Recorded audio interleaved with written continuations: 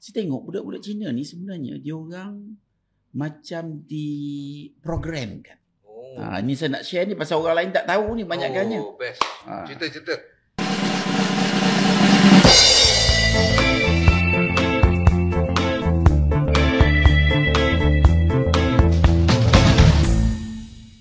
Program Asam Garam pada kali ini kita menerima satu orang kata apa, undangan yang terbaik bagi saya. Kenapa terbaik? Saya kenal Tok Ki ni dah lama sangat dah, dan saya kira di Malaysia orang yang dulu saya panggilnya Datuk Nadim, tapi dia terkenal dengan nama Tok Ki. Saya nak mulakan dengan soalan yang santai. Nama pun Asam Garam, difokuskan kepada perjalanan hidup. Kita tidak mahu mengeluarkan isu-isu yang berbangkit, yang sampaikan besok saya kena tahan pula. Sebab kat Malaysia ni sikit-sikit kena tahan. Saya tak nak. Sebab umur-umur macam ni kita nak lawan terus dalam perjuangan kesihatan. So kita tanya Tok Ki. Ramai yang tak tahu pangkal ujung ataupun asal-usul Tok Ki ni. Yang tahu dia dengan PPIM. Maksudnya nama PPIM tu bersamaan, sinonim dengan nama Tok Ki. Betul? Tapi ramai orang dah DM sikit saya, kalau dah boleh dapat Tok Ki tu, tanyalah dia ni siapa sebenarnya, asal orang mana. Aku pun sendiri tak tahu. Yang tahu adalah Kelantan, adalah Perak lah, semacam-macam.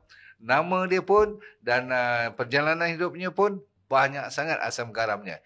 Kita mulakan Tok Ki dengan you punya younger days. Asal daripada mana, macam mana you boleh terlibat dengan PPIM dulu. Sampai takat dulu. Okey. Saya belajar di sekolah Cina. Mungkin itu best ni, belajar sekolah Cina. Di mana tu Tok Ki? Di Terengganu. Terengganu. Jadi dah lah Terengganu sekolah Cina pula. Masuk aja. Ini saja cerita ya, biar jadi sensitif mungkin Datuk kena tahan sikit. Tak apa. Asalkan saya tak kena tahan besok, okey. Bila saya masuk sekolah tu, saya ingat saya mungkin antara seorang atau dua saja budak Melayu. Yang lain semua Cina. Jadi bila masuk sekolah Cina, ayah saya pesan, ke mana-mana pun jangan biar orang bully. Itu pesan. Kita jangan kacau orang, tapi kita jangan biar orang ambil kesempatan atas kita. Jadi itu pegangan yang kita kena pegang. Syok ni. Jadi bila saya masuk sekolah tu, antara benda ni saya jumpa kawan-kawan ramai kan. Ramai. Saya tengok budak-budak Cina ni sebenarnya dia orang macam diprogramkan. Ni saya nak share ni pasal orang lain tak tahu ni banyakkannya. Best. Cerita-cerita. Antara yang dia komplain, kerjaan tak baik. Kerjaan tak fair. Ini memang betul. Ini cerita betul. Saya boleh berdepan dengan siapa pun. Okay? Ceritanya tak puas hati. Tak puas hati. Jadi itu satu pendekatan yang membuatkan saya jadi a kind of defensive and need to do something. Because semua tak fair. Jadi yang saya nak share sini adalah ini. Macam mana budak-budak ni macam ni? Ni primary school primary. Tuan-tuan, primary school ni. Macam mana dia orang macam ni? Mana datangnya? Dah tentu diajar oleh mak bapak dia. Betul. Sudah tentu. Lepas tu, okeylah kita sampai sejah 6 beberapa benda. Bila masuk form 1, saya terus sekolah Cina juga. Tapi saya dah pindah ke Kuala Lumpur masa tu. Kau asal orang Terengganu ke? Tak. Tengok. Itu yang handsome tu bukan. Jadi, kita hakikat dia, dan saya ingat saya bawa buku. Saya bawa buku balik tunjuk pada ayah saya. Buku civic. Buku civic ni tunjuk gambar orang Cina, orang Melayu, orang India. Orang Melayu makan atas tikar. Gambar tu? Orang Cina makan atas meja chongsam dengan apa benda lah. Lepas tu orang India macam daun pisang apa benda yang begitulah saya ingat. Saya bawa buku balik tunjuk pada saya. Pasal pada saya ini tak betul ni. Ini tak betul pasal masa tu pun ayah saya kebetulan DO dari sana lah. Dia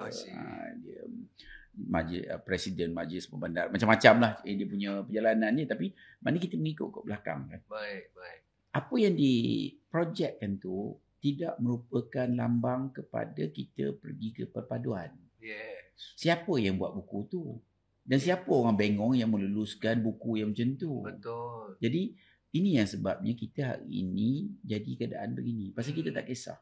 Dah tentu pegawai-pegawai kita yang buat kelulusan. Betul. Kenapa begitu? Lepas tu, bila masuk sini dah form 3. Form 3 kebetulan saya sekolah Cina tapi result saya flying colours lah. Saya dapat hadiah di masa assembly tu dia orang bagilah antara yang dapat hadiah lah. Orang Melayu seorang you je lah. Memang orang Melayu memang seorang lah pun. Lepas tu orang masuk form 3. Lepas tu masuk form 5. Masuk form 5 tu masa result baik, dia orang offer macam-macam lah, VI lah, masa tu semua lah. Tapi saya tak ambil. Saya terus ke sekolah tu juga. Lepas tu sampai form 5 dan saya alhamdulillah kira rupa pun nampak pandai kan. I dah tepuk tangan lah. Rupa nampak macam pandai. Betul memang nampak pandai betul. Tapi pun pandai. Pun pandai. Pasal saya punya... Ni bukan perkataan tak. Saya pun cikgu masa tu antaranya adalah on tiket. Wong tiket. On tiket menteri tu. On tiket, yes. Dia mengajar. Tapi saya ingat saya maths ke fizik saya cukup pandai. Ada yang sama cikgu tak boleh nak buat pun saya boleh buat. Masya Allah. Lebih pada Cina pula. Lebih pada Cina.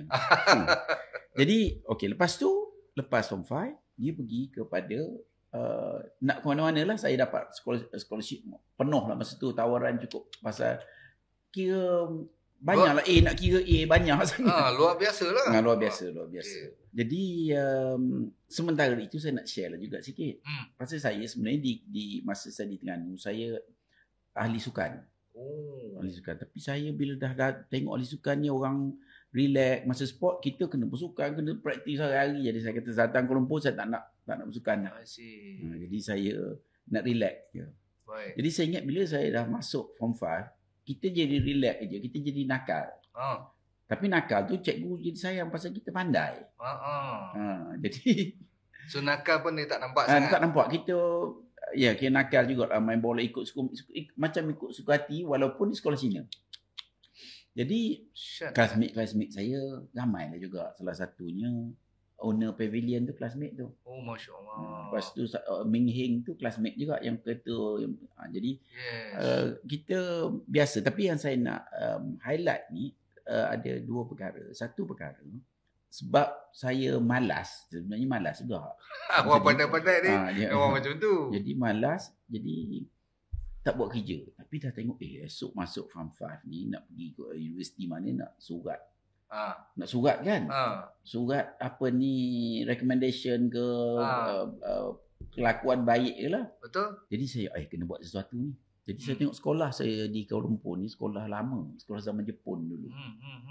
Cat pun tak ada cat lah pun. Saya kata tak apa, saya nak cat sekolah ni.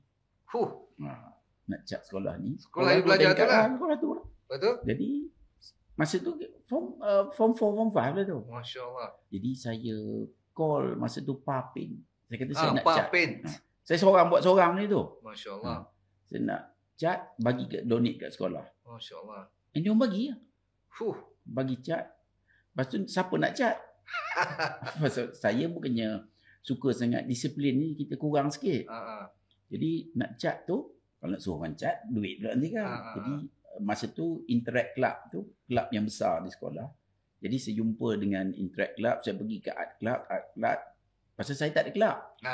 Kerjasama dengan Interact Club, buat cat sekolah. Jadi alhamdulillah boleh cat sekolah tu. Masya Allah. Dan saya ingat saya punya gambar, saya pun tak tahu. Pasal saya ni kira macam rebellious sikit lah. Gambar tu dalam magazine sekolah tu, saya tengah mencat sekolah. Saya duduk di atas tangga cat. Jadi jarang jugalah orang dapat gambar orang Melayu cat sekolah Cina. Ya, sekolah Cina. Dan kita inisiatif seorang saja. Ambil cat tu dapat sponsorship. Banyak lah cat sekolah. Agak-agak berapa ratus. Banyak. Duit. Kalau nak kira tak, iyalah bukan senang sekolah. Sekolah menengah kan. Jadi itu satu yang saya nak share. Maknanya pasal saya nak coverkan saya tak buat kerja tu lah. Tapi alhamdulillah dapat recommendation kat cikgu tu, jangan cerita lah. Dan masa tu pula kebetulan memang banyak dapat scholarship. Zaman tu pun agak mudah kan. Feda, Fekra, Petronas, semualah buat tawaran nak pergi JPA semua. Saya pun tak pergi. Habis kau pergi mana? Saya tak ambil tawaran tu. Habis? Saya belajar kat sini je. Oh. Pasal saya buat apa saya nak pergi belajar luar negara? Baik saya berniaga. Baik saya ikut. Masa tu ayah saya baru nak belajar berniaga. Jadi kita tolonglah buat apa yang perlu. Tapi yang saya nak touch juga hari ini untuk semua budak-budak kita orang Melayu. Selepas Form 5, banyak yang pergi kepada UEC. Yang apa ni, sijil Cina ni. Oh, ada Masa tu memang dah ada. Nama UEC. Jadi itu lepas Form 5. Lepas Form 5. Maknanya dia nak pergi China punya syllabus semua sekali lah. I see. Jadi itu perjalanan hidup persekolahan orang Cina. Jadi daripada Form 1 di sekolah tu tidak ada apa-apa. Maknanya tidak pergi kepada patriotisme. Wow. Pada patriotisme ni tidak ada. Bila dah menengah tu? Dah dia belajar kurikulum lain. Lain. Jadi kalau kat sini kita belajar adalah sikit pasal perlembagaan. Ini semua bercerita pasal dia. Oh dah. Jadi lepas tu sekarang ni suruh mengundi. Orang tu dah dewasa kan? Orang tu dah dewasa, dia undi ikut suka hati dia. Dia pun tidak diajar. Walaupun dia salah, kita pun salah. Betul. Pasal kita tidak mendidik macam anak kita kalau kita tak ajar. Dia memanglah dia jadi macam tu. Jadi ini antara kelemahan yang kalau ikutkan kalah memang padan muka kita. Pasal kita tak buat apa-apa. Okey, sebelum kita lupa. Lepas pada tu you kata you study kat sini juga. Kat mana tu? Saya pergi kat ITM, saya buat night classes. Wah. Saya buat night classes. Itu maknanya biasanya part time je lah. Semua part time. Biasanya orang berebut nak dapat scholarship. Saya ditawarkan scholarship, alhamdulillah. Kawan-kawan pergilah UK, US, saya tak apa saya buat sendiri. Jadi saya belajar. Kenapa you berfikiran macam tu? Masa tu dah boleh fikir ke? Memang berfikir. Dah pandai? Pandai betul lah. Memang kebetulan. Saya masa tu tak boleh fikir lagi. Form 5 baru kan. Dah mature dah. Jadi cabaran pun banyak. Pasal kita lihat macam-macam kejadian. Pasal ayah saya dia berlawan dengan Jepun. Jadi mungkin training tu agak keras sikit lah. Dia ada lepaskan message pada you. Memang dia kita trainingnya adalah kita kena survive. Jadi kita kena apa ni kata orang, buat yang terbaik, jaga akhlak, jaga budaya, jaga semua sekali ni culture kita kena jaga. Itu yang kita kadang-kadang kekurangan di zaman ini. Jadi bila belajar, saya belajar part time. Saya buat mula itu buat business studies. Okey lah, tak ada benda malam kelas malam je. Tapi hektik lah. Pasal nak pergi kelas lagi. Betul. Lepas tu, saya buat Chartered Institute of Marketing. Lepas tu, saya buat, itu pun night classes juga. Lepas tu, saya buat law juga. So, part time je lah tu. Fine. Tapi saya punya law tu, saya buat 10 tahun. Orang buat 5 tahun. Sampai kena jumpa Vice Chancellor. Pasal dah kena sepak keluar pasal paper tak buat, tak sempat. Tapi itulah dianya. Finally lepas tak kau punya law ni? Belum habis lagi. Baru nak cerita. Itu pun tak lepas. Lepas tu. Tapi belajar tu, exposure tu adalah. Yes, faham. Tapi kita bukan nak kerja dengan orang, cuma kita nak tahu undang-undang. Pasal saya decided nak tahu undang-undang. Pasal saya ditipu oleh kawan-kawan saya juga. Lawyer-lawyer ni, kalau kawan-kawan ni lawyer, dia pun macam biasa. Disbursement. Lepas tu tak pergi mahkamah. Jadi ini biasa lagi. Jadi saya amat biasa dengan penipuan yang dilakukan oleh setengah pihak. Jadi kita pun sampai hari ni kita tengok penipuan ni luar biasa.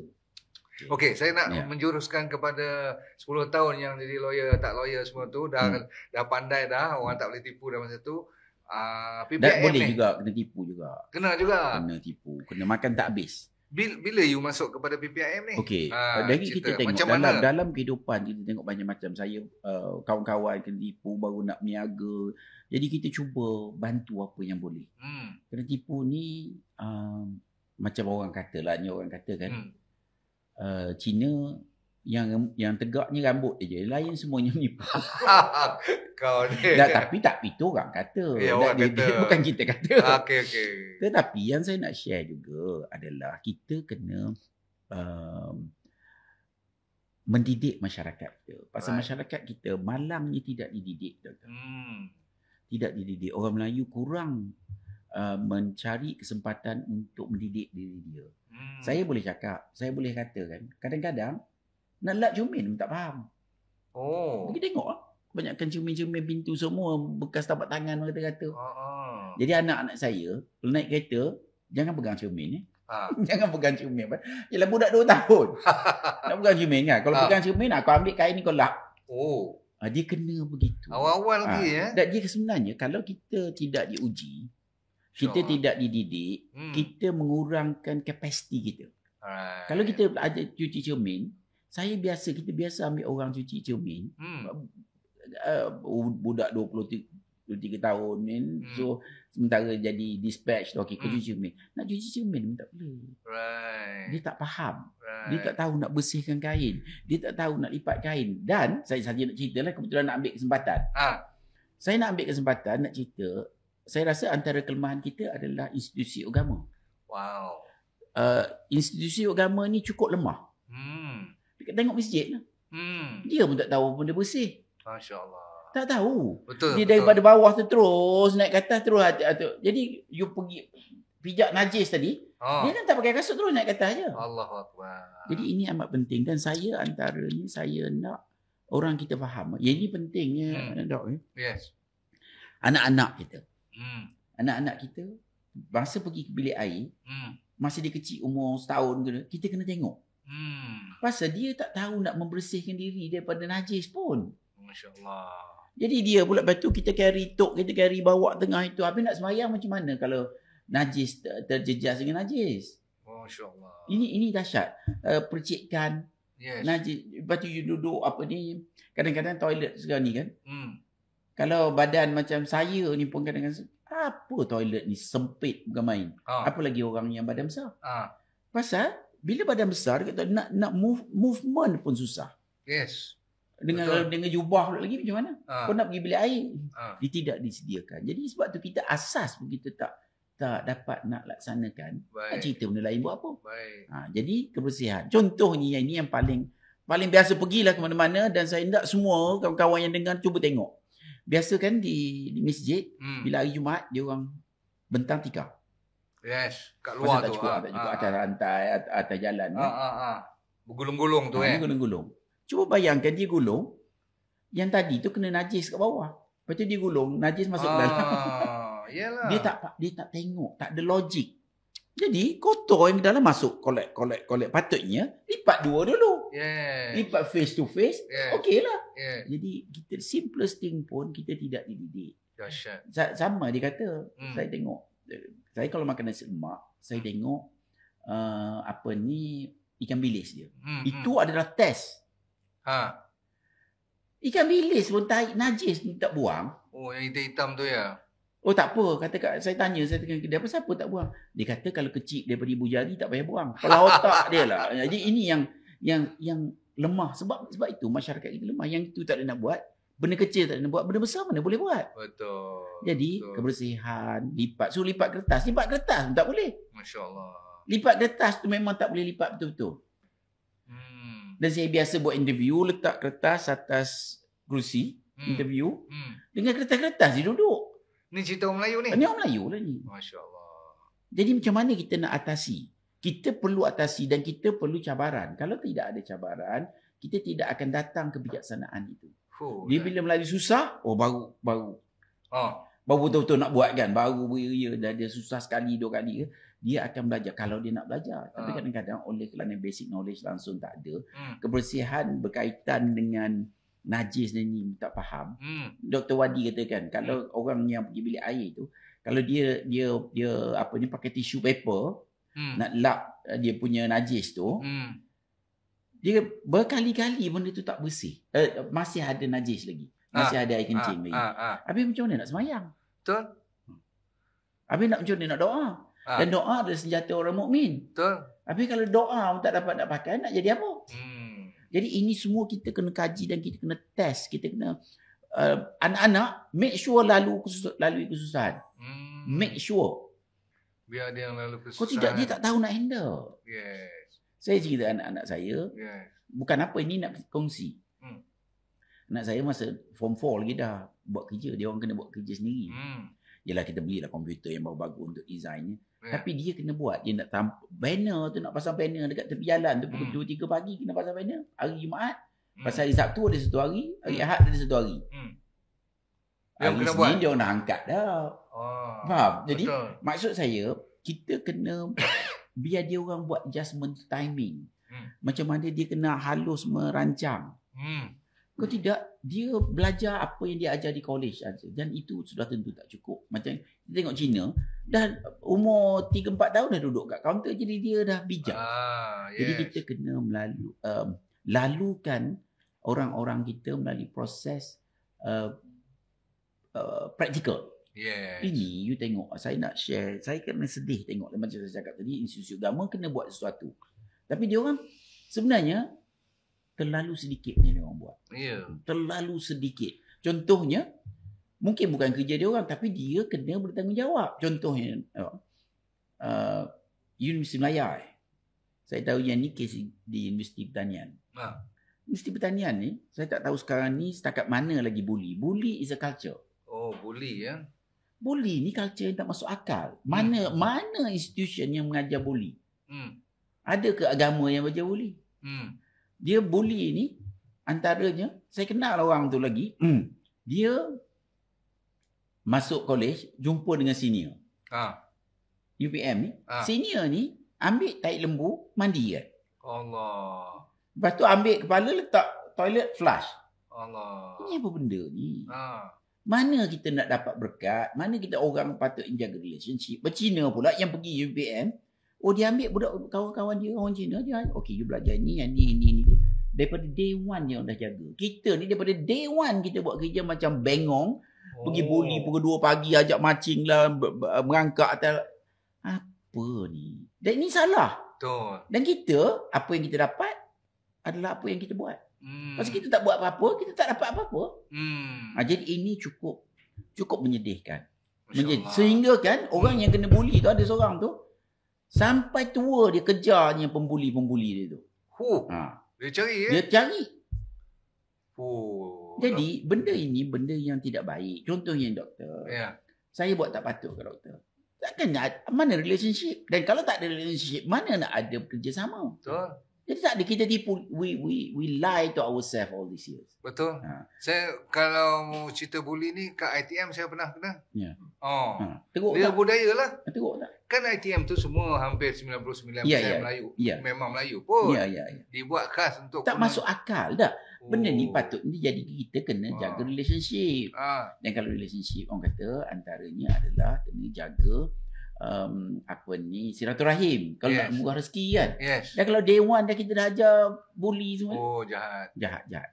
Ini saya tak tahu datang daripada mana. Tapi dia punya trauma tu. Terrible. Bukan itu saja. Itu UiTM. Sekolah agama mati pun ada. Allah. Jadi this is wrong. And kita kena stand up to fight. These are idiots, Kalau saya memang saya kurang sabar ni pasal Along kita tak pernah bully kita. Tak boleh.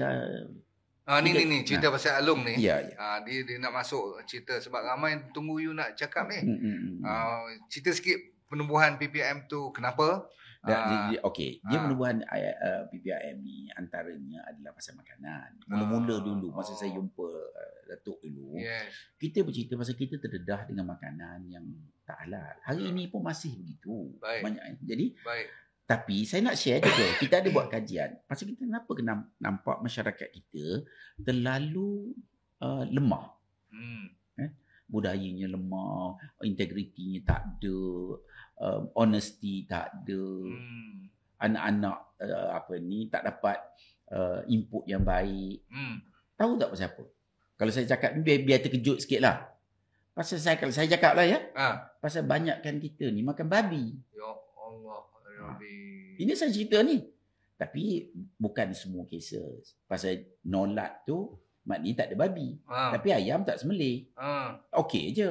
Masya Allah. Kita pun memang gatal. Tak mesti nak makan tempat orang bukan Islam tu kenapa?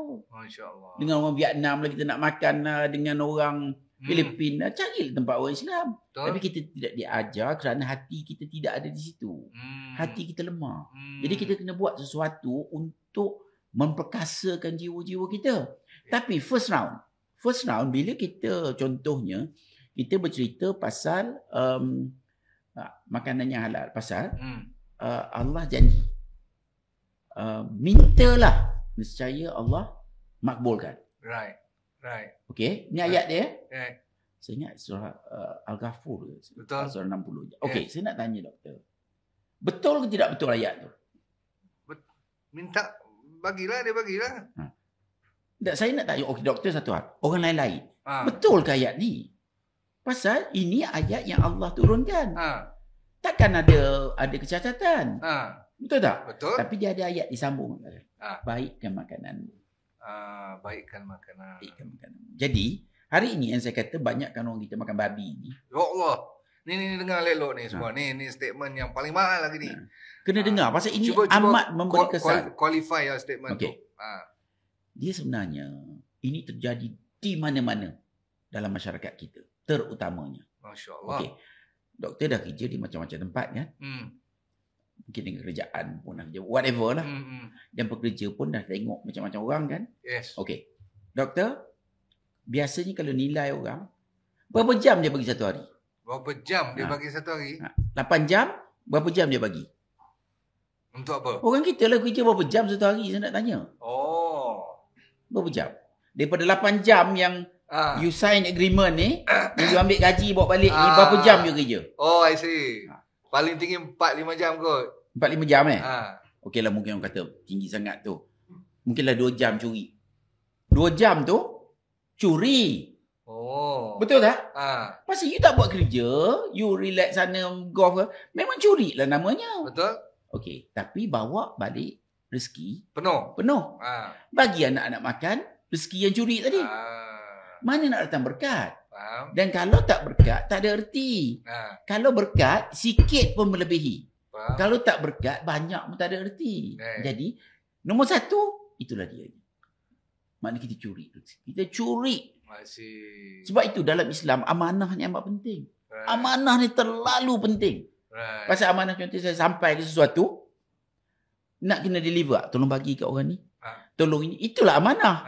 Berapa orang kita yang betul-betul faham pegang amanah, takut ni. Kalau kita tak sampai ke amanah, kita berdosa ni. Habis kau dah curi 2 jam tadi, 3 jam tadi. Dalam setahun berapa banyak jam kau curi? Masya Allah. Saya nak tanya, betul ke tak betul ini akan memberi kesan negatif kepada kita? Yes. Pasal kalau bagi anak makan rezeki yang haram, apa yang kita harapkan? Tak mungkin daripada rezeki yang haram itu kita nak harap, kita dapat yang terbaik. No way. No way. Itu janji Allah. Betul. Jadi kita kena balik kepada contohnya, tentukan kita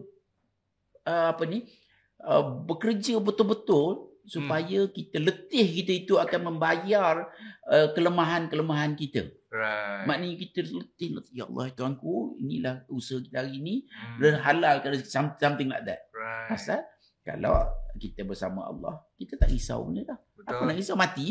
Orang lain pun mati juga. Betul. So there's no reason to be afraid. Jadi kita kena didik diri kita from that perspective. Didik diri kita dengan kesungguhan kita, dengan keikhlasan kita. Pasal setan ni dia ada berjanji. Dan setan ni yang walaupun dia setan, dia berjanji dia tepat.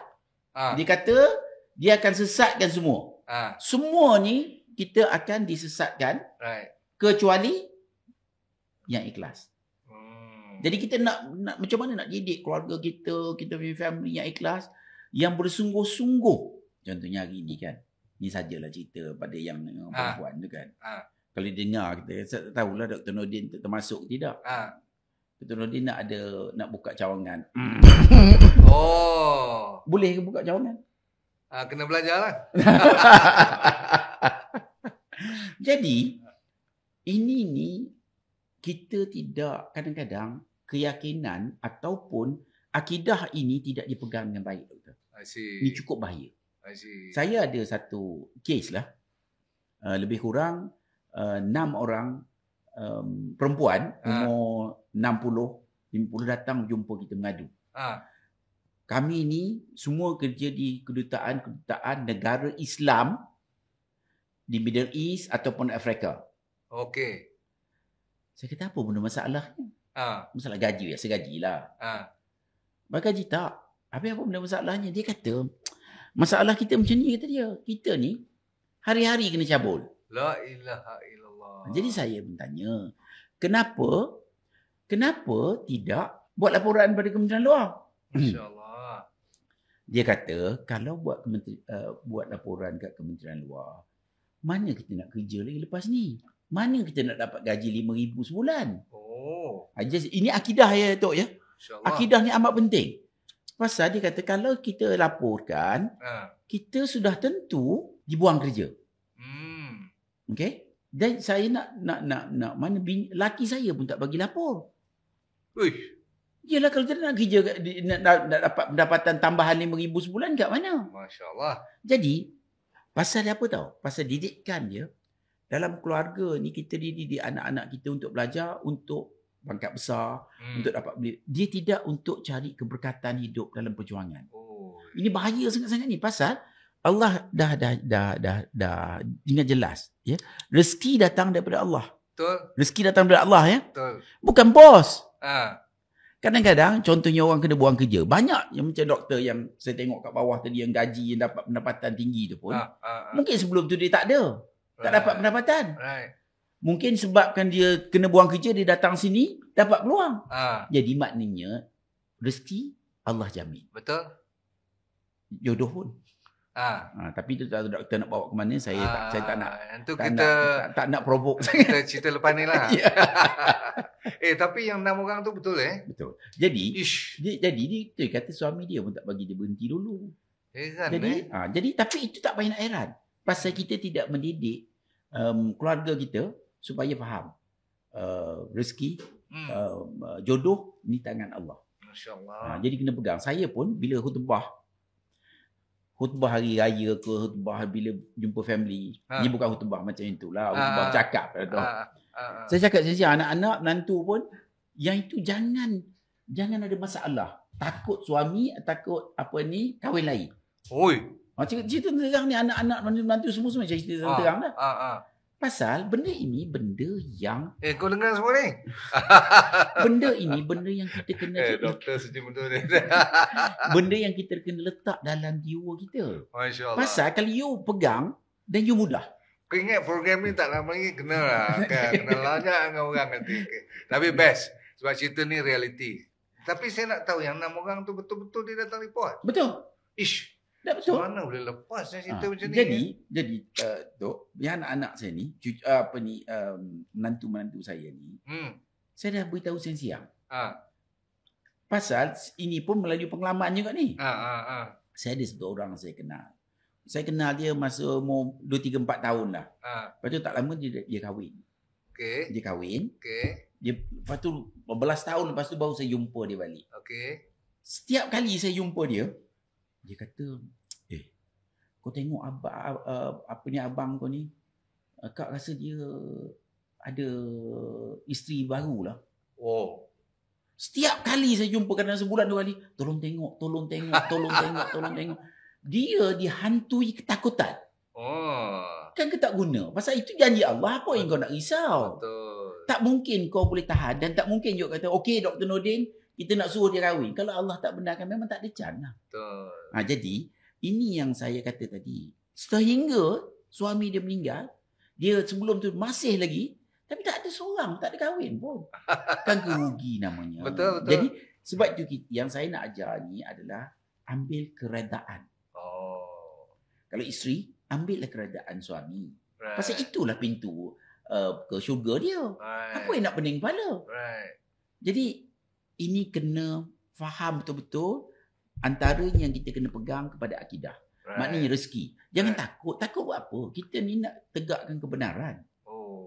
Tak ada sebab kita nak takut. Kalau lebih-lebih, mati. Kalau takut pun mati. Ni, cerita takut ni. Ada orang suruh, ni you kena jawab sekarang juga. Apa tu? Paling takutlah hidup you. Sebab you punya game ni, kan, dengan Persatuan Pengguna ni, you tahulah kan. Dan you terkenal dengan mainan alung semua ni. Pastinya ada cabaran. Saya nak 1-2 pengalaman yang hot lah. Kira yang orang letak pistol ke kat dahi atau kos ni bawa pistol ke. Cerita sikit. Okey.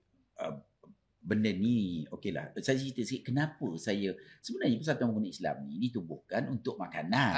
Tentukan makanan yang baik yang tadi tu lah. Cerita dia. Tapi setelah 2-3 tahun, hari-hari orang datang mengadu pasal alung. Masya Allah. Kita tak buat tu. Akhirnya saya kata, saya kena tengok ni pasal dah terlalu dahsyat. Alung datang, ambil pinjam duit. Lepas tu ni, budak ni dia hantar delivery. Pinjam loan mara dan tak cukup payment lambat, pinjam alung. Pinjam alung, saya ingat pinjam, saya tak ingat lah. Tapi cerita dia, bila dah pinjam, hari dia patut bayar, dia tak bayar. Alung datang pukul dia. Allah.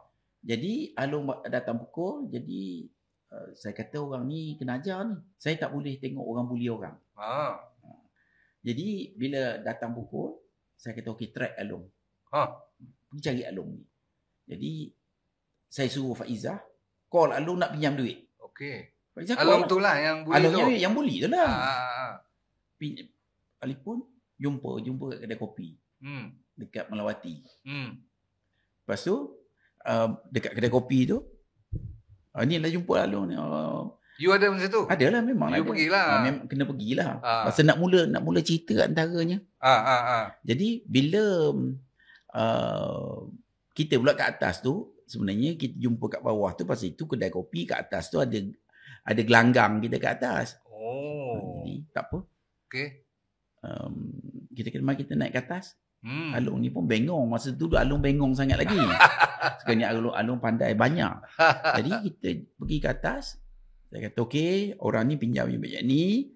You dah ambil dia punya laptop. You dah ambil dia punya telefon, you dah ambil dia punya ni, you dah ambil dia punya duit, dah bayar ni. Okey, balance 1,000 kan? Kata dia. Ni duit balance you. Saya bagilah duit. Yang you pukul itu macam mana nak buat? Budak-budak kita ramai nak mukul. Dah siap dah. Dah siap dah. Bagilah kau pukul orang kan. Pukul lah dia ni. Jadi memang bantai lah. Mestilah bantai. Takkan tak bantai. Nak tunggu apa lagi? Jadi sampai inilah antara cerita. Dan kita pun biasa. So dia report polis? Tak lah. Ada. Ada dengar. Lepas tu kita nak bawa dia ke police station. You yang nak bawa. Okay. Jadi suruh bawa. Tapi cerita tu saya tak boleh nak cerita habis lagi. Tapi cerita dia cabaran cukup banyak. Tapi tak apalah, kita dah dapat pukul dia balik pun dah okey dah. Jadi tapi lain kalau tak ada orang nak support, kau cari toki. Tapi bukan tu saja. Bukan pertama kali. Kita tangkap alung ni memang bukan pertama kali. Of course. Dan bukan tangkap alung saja, tangkap tontor pun.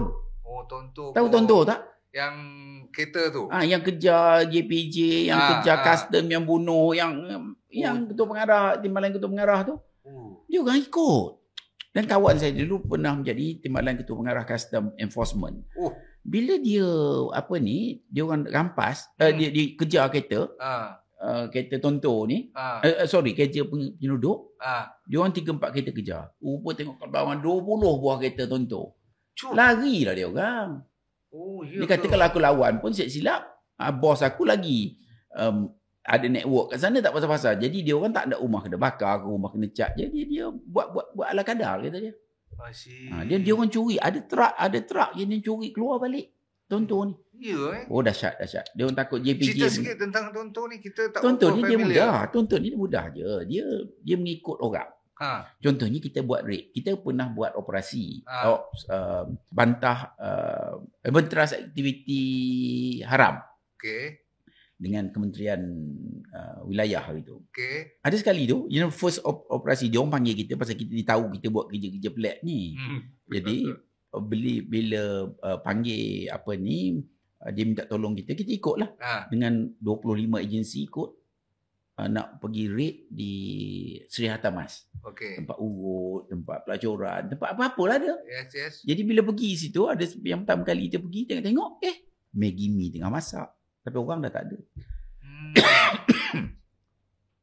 Air ke. Jadi memang dia orang. Saya minum sekejap. Minum dulu. Yes.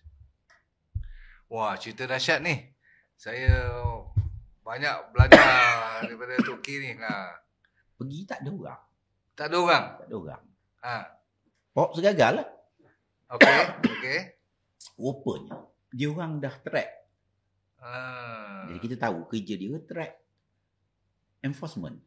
Kita berkumpul dekat DBKL. Yes. Jumpa dekat DBKL, dia orang rupanya dia orang dah track daripada DBKL tu nak pergi ke mana. Sedia hantar mas, dia pun wire saya mas, okey ni you jangan clear. Clear lah. Jadi yang second trip dia cakap tak apa, this one leave it to us. Second operasi tu lah. You kata. Cakap dekat team lah, leave it to us. Okay. Jadi sebenarnya contoh ni untuk maklumat, Datuk, contoh ni dekat pejabat KPDN ke, pejabat-pejabat tertentu, dia orang memang park kereta kat situ. Bila kereta enforcement keluar, dia ikut lah. Dia pun beritahu lah, notify lah. I see. Jadi sebab itu kebanyakan operasi tak jadi. Faham? Okey. Wah. Jadi sedikit tu dah dibayar semua lah. Tahu sedikit luar biasa. Sebenarnya Malaysia pada saya lah boleh dikatakan dikuasai oleh kartel dan sedikit. Ni secara jelas ni. Okey. Okey, jadi yang kali kedua tu ops tu. Tak apa, saya kita ini kita take care. So budak-budak PPIM kita ambil 5-6 orang pergi cari mana dia tonton. Tangkap lah. Apa benda masalah Tangkap tonton, dah pakat ni ADK, cek dadah. Jadi dia orang dah kena macam tu. Dia orang pun takut juga, bukan dia orang berani pun. Betul. Dia orang lagi menakut. Yes. Jadi tangkap tak ada lah. Tak susah. Mak dia Gores dah menang pun kita tutup tu. Bukan cerita main-main, kita yang tutup. Gores dah menang. Ingat satu masa itu satu Malaysia. Gores menang tu. Kita tutup. Saya sendiri turun padang. Sebenarnya pecahkan pejabat Gores dah menang ni saya ingat. 8 kali kot sampai bengkok lah bergaduh. Jari ni. Ya Allah. Tapi tak ada apa, boleh buat. Sampai dia orang tutup lah, dia orang lari. Kau tak pernah kena pukul ke apa-apa tu ke? Dia macam Superman. Superman dia turun tu. Jadi kita saya tak berani lah tu. Tak ada, doktor buat kerja doktor. Takut dengar pun. Jadi ada antara ni contohnya lah macam yang tonton. Dan kita bukan setakat tonton saja. Roti high five tu. Kita juga tutup yang investment almost 1 billion tu. Dapur Haji pun ada investment kat dalam tu. Pasal dia ini saya nak institusi agama play a role. Bukan setakat bagi duit aja. Ni bagi duit, dia orang nak run, dia orang run. Nak semayang pun budak-budak yang bekerja tak dibenarkan. Itu yang kita marah tu. Itulah. Jadi bila kita tengok, tempat ni dahsyat ni, apa ni, kita investigate. Bila kita pergi tu, kita dapat tahu, memang betul dia tak benar budak semayang dalam bilik air. La ilaha illallah. Jadi, tapi kita tengok, kita dapat gambar-gambar semua, tempat tu punya kotor. Jadi kita guna kotor tu lah. Jadi bila kita guna kotor, kita sebagai kita punya senjata, siapa nak beli roti lagi? Sampai tutup. Bukan itu saja, hospital pun ada kita tutup. Iya. Pasal ni masalah hijab and whatever lah. Jadi benda-benda ni kita memang sebenarnya jangan bagi muka. Itu yang saya tanya tu. Awak tak pernah kena ni ke, Toki? Kena lanyak ke? Jadi itu serah pada Allah. Taklah kuat betul lah. Aku tak boleh tahan dengar ni. Kita kena didik anak-anak kita begitu. Okey, saya nak share satu benda. Ini doktor kena dengar betul-betul. Saya akan dengar. Saya pasal dengar no problem. Okey. Peperangan Mutah, pernah dengar? Tak. Okay. Peperangan Mutah ini di awal Islam. Rasulullah hantar tim untuk menyeru kepada Islam. Baik. Antara jajahan yang dia pergi ni adalah dia bawa Rom. Okey. Dia punya messenger tu ditangkap dan dibunuh oleh Rom. Oh, yang pergi tu ya. Okey. Bila kena bunuh, Rasulullah amat sedih lah. Kita perang. Wow. Yang main-main ni kita perang ni. Pasal don't allow anybody to bully you. Dengar ni, jangan bagi orang bully kita. Okay. Jadi Bila dia dia pergi, tentera Islam ada 3,000 saja. 3,000. Nak lawan dengan Rom. Lebih 200,000. Okay. Ni dengar, this is about faith, about trust, about submission. And menang. Wow. Dan tentera Islam syahid 13 orang saja. Can you imagine? Dan Allah nak tolong, apa benda masalah? Betul. 13 orang, dan yang tentera Rom ni lebih 3,000. Yang meninggal dan yang lain lagi. Masya Allah. Jadi masa itulah Khalid dia led the war lah. I see. Jadi yang apa saya nak share ni, kita kena ada keyakinan, kita kena ada serahan, tapi kita juga kena ada perkasa. Sekejap lagi kalau sempat saya tunjuk gambar inilah barisan kita. Boleh biar masuk ke dalam. Boleh. Okey. Ya. Jadi kita kena kuat. Insya-Allah. Okey. Kita dengar cerita kan, ni Cina-Cina ni yang setengah-setengahnya memang kurang ajar. Wow. Yang tak kurang ajar pun ada juga. Betul. Okey. Kita kata Cina bully orang Melayu. Betul juga. Tapi sebenarnya mungkin ada sikit tak betul. Cina bully orang Melayu. Discriminate orang Melayu. Tak bagi macam-macam lah. Ada memang ada macam tu manusia. Betul. Orang Melayu tak discriminate orang Melayu. Lagi dah. Kalau saya kaya, ni tak kisah pun orang Melayu sekarang. Di mana dia ajar nak menolong bangsa kita pun tidak. Yang agama pun tak pegang agama. Apa dia buatnya sebenarnya? Kalau kita lemah, saudara mara pun tak pandang muka lah. Saya cerita lah. So we cannot be weak. Tapi the message is clear. Bukan kita nak bully orang. Kita nak perkasakan diri kita. Baik. Supaya orang hormat pada kita. Amerika dengan Russia, mana nak perang lama, tak ada perang-perang pun. Pasal sama-sama kuat. Dia perang lah dekat Ukraine, dekat mananya. Jadi ini kita kena didik masyarakat kita supaya mempunyai perspektif yang jelas dalam kehidupan. Kalau kita nak stay relevant. Kalau tidak, next election we are gone. As simple as that. Itu ikut kira-kira kita lah. Mungkin tak betul, tidak apt sangat, tapi itulah dianya. Dahsyat Jadi kita tidak ada pilihan. Kita tengok macam mana Hamas. Boleh aja. Betul tak? Berperang dengan bawah tanahnya apa benda. Banding Arab-Arab bengong yang lain tu apa jadi? Tak betul tak? Betul. Jadi sebab itu bila kita mempunyai cabaran, jangan elak cabaran. Wow. Kita atasi dan kita akan kuat. Dia kena. Kalau nak jadi komando. Kalau bagi je sijil lah, tak payah ambil. Dapat sijil dia. Tak jadilah. Betul. Jadi kita kena perkasakan diri kita. Dan dalam konteks hari ini, saya ucapkan tahniah lah pada doktor. Pasal nak buat institusi macam ni pun bukan mudah. Dan cabaran tentu banyak. Betul. Dan macam saya cakap, kalau ada cabaran, kita buat sesuatu. Betul. Pasal kalau kita tidak bertanggungjawab, orang lain pun kena juga macam tu. Yeah. Orang lain banyak lagi yang kena, yang tak sempat nak buka mata pun. Yeah. Jadi ini yang kita kena ada kesungguhan yang luar biasa. Okey, sekarang ni last few soalan yang berbangkit tentang cabaran tadi. Cuba bagi kat saya 2 atau 3 cabaran yang kalau di-listkan dalam hidup you sekarang ni, yang you fokus. You mesti ada berpuluh-puluh cabaran. Tapi yang besar dan yang urgent. Nombor satu. Ya, cabaran terlalu banyak. Saya nak share yang ini lah. Pasal ini saya anggap penting. Pada semua para pendengar. Tolong dengar dan tolong faham. Tolong buat sesuatu. Okey. Ini berkaitan dengan mule account. Kalau... Dengan apa? Mule account. Mule lah, okey. Kalau orang dapat tipu doktor... Tak ada orang faham tak ni mule ni? Sekejap kita cerita. Kalau orang dapat tipu doktor, dia dapat duit. Pasal you have got money. Okey. Tapi kalau dia jumpa orang tepi jalan tu, yang naik basikal je, duit tak ada, nak tipu macam mana? Jadi, adakah dia selamat? Tak.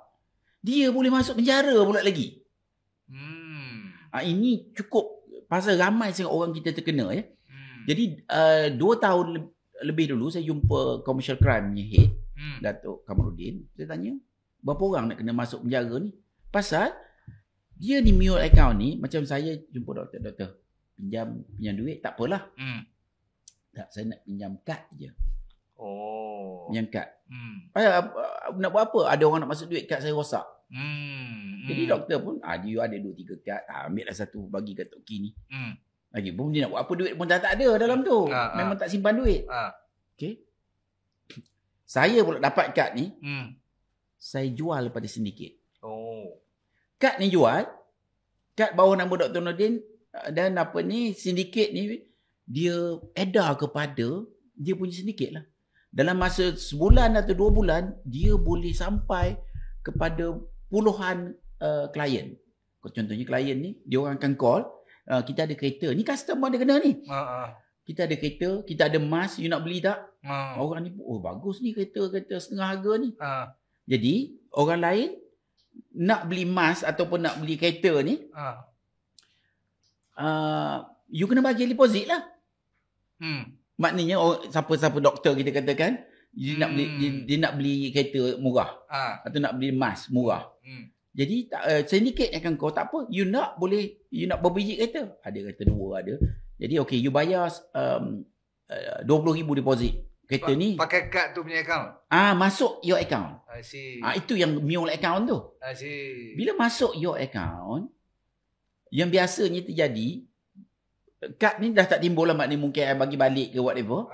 Tapi mungkin bulan kedua polis datang ketuk pintu rumah Dr. Nordin. Dok, we have got complaint. Ada pada 15 atau 20 atau 30 pengadu yang dia masuk duit dalam account you. Dan you tak deliver kereta. You kat mana ada? Lepas tu, you bila jadi macam tu, you kata Tok Ki pinjam. Ini masalah polis pula. Masalah polis. Itu tak nombor 2. Kita tangkap you dulu. Macam tu. Jadi tangkap, bawa you ke balai. Allah. Charge you, remand you, bawa ke mahkamah esoknya atau lusanya. Jadi you tak pasal-pasal duduk. Okey, tak apa. You hakim kata macam mana bayar tak? You mengaku salah. Dia kata no, I tak buat.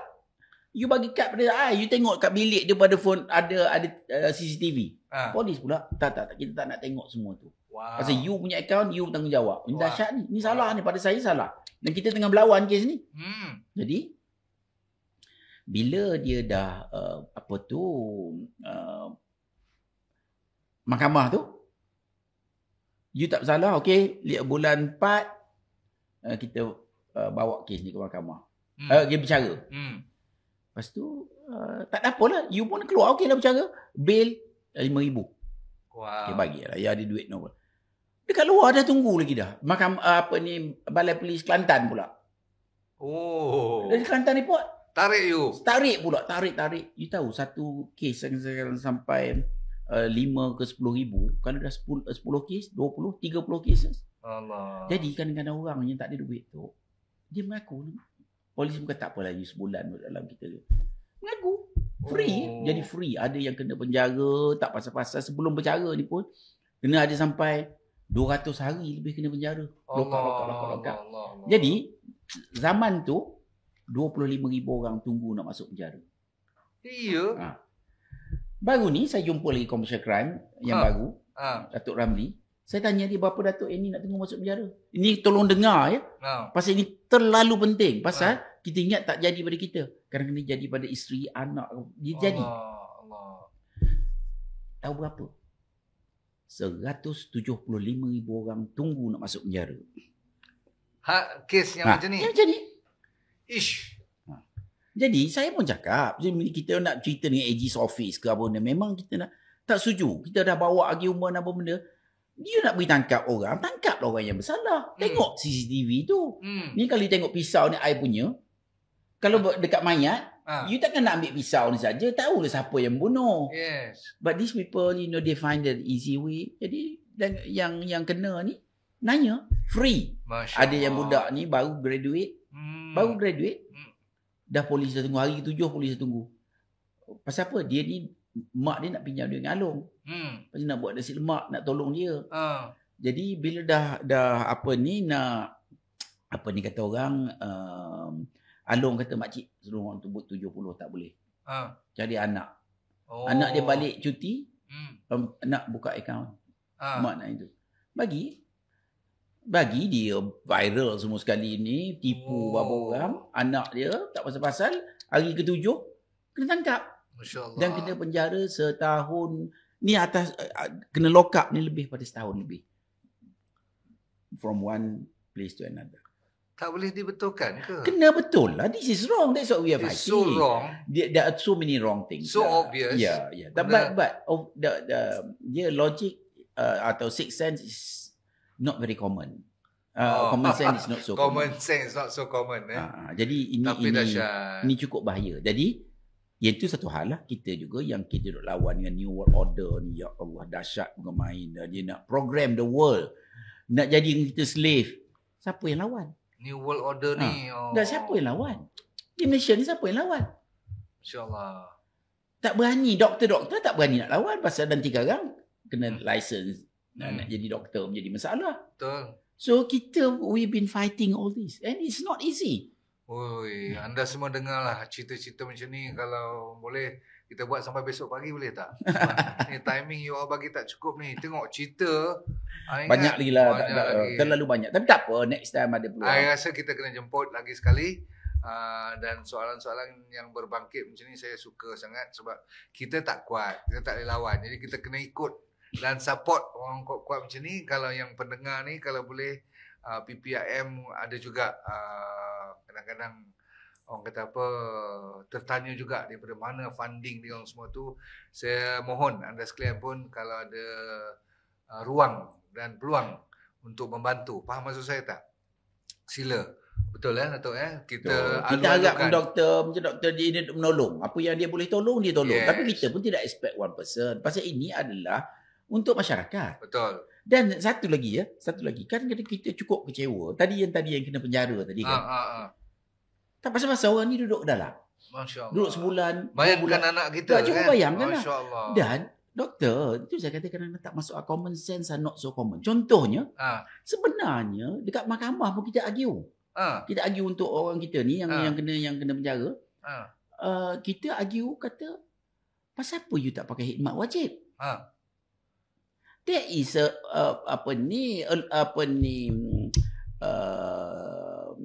akta yang membolehkan orang yang penjara sebulan, 2 bulan ni, 3 bulan ni buat khidmat wajib dia. Jadi dia boleh buat kerja. Right. Dia boleh cuci masjid. Dia ni kau nak penjara kat dia dah buat apa? Tak cakap otak ya Allah ya Rabbi. Letih tu. Letih dah. Tak masuk akal. Apa salahnya you kata 175,000 orang ni you suruh cuci. Cuci masjid. Cuci rumah orang tua. Tak ada. Ada mahkamah itu dia kata kita tak biasa dengan ni. Jadi inilah kelemahan yang amat menjedihkan. Sampai menteri punya mak pun kena tipu di mute account ni. Allah. Sekejap dalam 3 minit dah kena tipu 780,000. Dia faham ini. Jadi itu yang saya kata tadi. Ini pun satu juga. Bank pun sekarang ni the internet banking. Kita nak buat bank. Kata saya dapat lesen. Tu kena buat bilik kebal, kena buat safe box. Betul tak? Betul. Kena ada you nak ambil duit you sekarang ni, dia akan interview you. Betul you pakai plastic face. Kalau boleh ni koyak tengok betul tak your face. Masya-Allah. Betul tak? Kalau ni ikut bank lah dia jagalah. Tapi internet banking ni apa safety feature dia? Tak ada apa. Tak boleh lah. That is wrong because they are responsible in whatever they do. Dia kena ada tapisan macam mana nak make sure dia orang tidak mudah ditipu oleh anybody. Tapi bank pun tak buat kerja juga. Bank pun menipu juga. Allah. Kita ada kes-kes bank menipu sampai 80 juta tu. Wish. Bankrupt 13 tahun. Siapa yang tolong? Kita lah. Ish. Orang ni, manusia ni. Dan kita tak charge 1 sen pun tu. Masya-Allah. Dengar semua, sebelum kita akhiri sesi pertama, saya kira dengan PPIM tak akan habis. Saya minat sangat dan bukan nak janji kosong, kita akan buat lagi. Terutama sekali Tok Ki pun tak lepas lagi tu. Dia punya geram tu saya rasa saya dengar pun saya geram. Bahkan orang yang melalui proses. Sebab ini ongoing, dia dynamic dan saya minta anda sekalian tolong sebanyak mungkin bantu. Saya alu-alukan. Saya juga pernah bersama dengan Tok Ki dulu masa OIC dulu. Tu pun satu cerita merepek juga. Pergi sampai lah benar tu. Dia sikit nak tutup Orang Islam mempunyai kekuatan, tapi dia tak sedar dia ada kekuatan. Contohnya kekuatan yang ada boykot. Yes. Contoh yang kekuatannya ada, CJ Halal. Yes. Yang kau nak bagi CJ Halal kepada orang yang anti-humanity ni buat apa? Masya Allah. Guna tarik CJ Halal because they make money out of that. Yes. Jadi ini sebenarnya tak sukar sangat. Strategi tu senang je. Senang sangat. Dan nama bila tonton CJ Halal ditarik, orang lain tak sokong. Betul.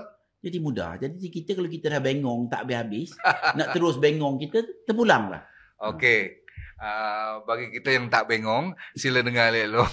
Saya saya suka. Kan kita, kalau you dengar cerita saya pun, ada yang rebellious daripada kecil-kecil ni. Dia dah kena daripada standard, apa tu? Yang awal-awal lagi, standard 1. Tuan-tuan sekalian, kalau nak hantar anak ke sekolah Cina tak ada masalah. Tetapi, tanya dulu Tok Ki, apa dia punya strategi supaya dapat belajar. Saya suka orang boleh cakap Cina ni. Kan? Dan tentu dapat beli barang murah. Betul. Tentu Garanti. Wah, boleh beli barang murah lagi. Masya Allah. Okey, anda sekalian kita ucapkan terima kasih pada Tok Ki kerana sudi datang. Dan jangan lupa pada pesanan-pesanan tu. Ini mustahak orang yang betul-betul bersemangat G2. Saya pun tak boleh ikut ni. Dia punya speed kalau dari segi langit dengan bumi tu. Ramai orang dekat Malaysia. Sebab tu dia kata dia luar biasa tadi. Ada yang tu tak ada luar biasa. Ya, okay. Melawak-melawak juga. Tapi memang dunia ni ditukar oleh manusia yang luar biasa. Kalau biasa-biasa dunia tu berputar juga. Dia akan meninggalkan kita terus. Tapi kita kena jadi leader. Ini salah satu leader yang saya amat hormat dan saya selalu sokong kepada perjuangan PPM, terutama sekali Tok Ki sebagai personal friend. Dan saya mahu you dengar dari hati dia sendiri. Dia orang macam ni, dia tak boleh you gugat dia. Satu, tak boleh gugat. Nombor dua, kalau kau bully, naik gelanggang. Itu. Saya dengar kata ada bawa peluru ke kiri kanan ke, ada bodyguard ke semua. Betul ke? Atau kena bawa bodyguard semua ke? Tak adalah. Kalau saya bawa tau, macam you punya cerita ni. Okey je, kita berserah. Tapi tak nampak lah macam baju hitam kiri kanan setengah orang tu. Okey lah. Terima kasih banyak. Kita ucapkan terima kasih Daun Keladi. Jumpa lagi. Assalamualaikum warahmatullahi wabarakatuh. Baik, terima kasih. Okay.